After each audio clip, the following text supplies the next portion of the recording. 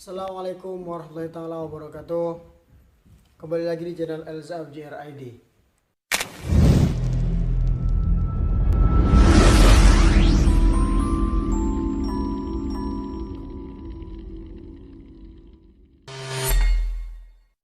Akan membahas sama dengan pembahasan kemarin, tugas ya. Akan memberantas tugas yang telah dikasih dosen dari matkul Pendidikan Islam Nusantara. Semoga tugas kali ini kita sukses mulai dari awal sampai akhir. Doakan teman-teman subscriber semuanya, doakan semoga tugas saya bisa berhasil karena ini tugas UAS. Semoga semuanya sukses mulai dari awal sampai akhir, tidak ada halangan suatu apapun. Baik, langsung saja. Di sini saya akan menjelaskan tentang Islamisasi Nusantara dan sejarah sosial pendidikan Islam. Nah, bagaimanakah kelanjutannya dari video ini? Untuk teman-teman semuanya yang belum berlangganan, klik tombol subscribe-nya di bawah dan nyalakan lonceng notifikasinya di samping agar teman-teman semuanya mendapatkan notifikasi atau video-video terbaru dari channel ini. Dan jangan lupa lagi untuk like-nya dan komen di bawah. Oke. Lanjut. Proses masuknya Islam ke Indonesia. Islam masuk ke Indonesia tidak dilakukan dengan cara peperangan maupun penjajahan. Sebaliknya, penyebaran Islam di Indonesia justru dengan cara damai. Adapun perkembangan Islam di Indonesia diantaranya melalui jalur perdagangan, perkawinan, pendidikan, politik, dan kesenian. Jadi, Islam masuk ke Indonesia bukan dengan cara peperangan atau penjajahan. Jadi Islam masuk ke Indonesia dengan cara yang sangat damai, yaitu dengan cara perdagangan, perkawinan, pendidikan, politik, dan kesenian. Jadi Islam masuk ke Indonesia dengan cara damai seperti itu, bukan dengan cara penjajahan atau peperangan yang lain, bukan. Sekitar abad ke-1 dan ke-7 Masehi, wilayah Sumatera dan Jawa seringkali menjadi persinggahan para pedagang asing serta menjadi titik awal penyebaran agama Islam. Hadirnya Islam ke Indonesia merupakan anugerah tersendiri dan dapat membangun peradaban yang jauh lebih baik bagi masyarakat Indonesia pada saat itu. Islam membawa kemajuan dan kecerdasan serta dapat merubah kehidupan sosial, budaya, dan tradisi keagamaan masyarakat Indonesia. Kedatangan Islam menjadi titik terang bagi kawasan Asia Tenggara, terutama bagi Indonesia. Kedatangan Islam pada masa itu membawa banyak kemajuan, termasuk dalam bidang pendidikan. Setelah Islam masuk ke Indonesia, warga Indonesia, masyarakat Indonesia, rakyat Indonesia memiliki atau membawa banyak kemajuan. Yang paling banyak kemajuan diantaranya adalah satu, pendidikan, cerdas dan berkompetensi, seperti itu. Setelah Islam masuk ke Indonesia, semuanya mulai dari perdagangan, semuanya berjalan lebih baik lagi dari sebelumnya, sebelum ada Islam ke Indonesia. Nah, setelah Islam masuk ke Indonesia, pendidikan lebih maju lagi, lebih berkembang lagi, seperti itu.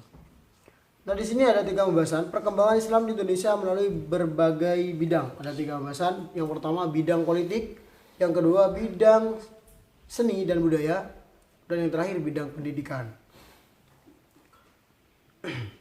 Lanjut saja. Pendidikan pada masa kerajaan Islam Nusantara. Proses pendidikan Islam di Nusantara telah diselenggarakan pada masa kerajaan Islam pertama di Nusantara, yaitu di Perlak pada tahun 840 sampai 1292 Masehi, dan kerajaan Samudra Pasai pada tahun 1267 sampai 1521 Masehi. Dicatat teman-teman ya, ini sangat penting. Proses pendidikan pada masa kerajaan Islam di Nusantara selain dilaksanakan di Pulau Sumatera, juga diselenggarakan di Pulau Jawa. Pendidikan Islam di Jawa dilaksanakan oleh para wali songo seperti Syekh Maulana Malik Ibrahim yang menyampaikan dakwah Islam melalui perdagangan. Nah, sekarang Islam itu masuk dari yang diselenggarakan mulai dari Pulau Sumatera sampai Pulau Jawa. Nah, di mana di Pulau Jawa sendiri yang menyebarkan atau yang mendakwahkan Islam di tanah Jawa adalah ajaran para wali songo. Nah, dikenal ajaran wali songo itu semuanya ada di Jawa. Di antaranya yang pertama seperti Syekh Maulana Malik Ibrahim yang menyampaikan dakwah Islam melalui perdagangan. Syekh Maulana Malik Ibrahim. Dan pengobatan gratis dan memberikan pendidikan tentang bertani.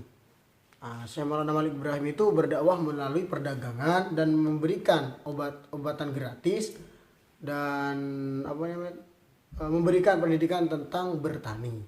Itu.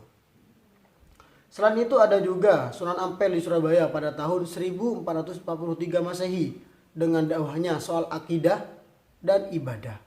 Beliau berdakwah dengan metode pendekatan ke masyarakat.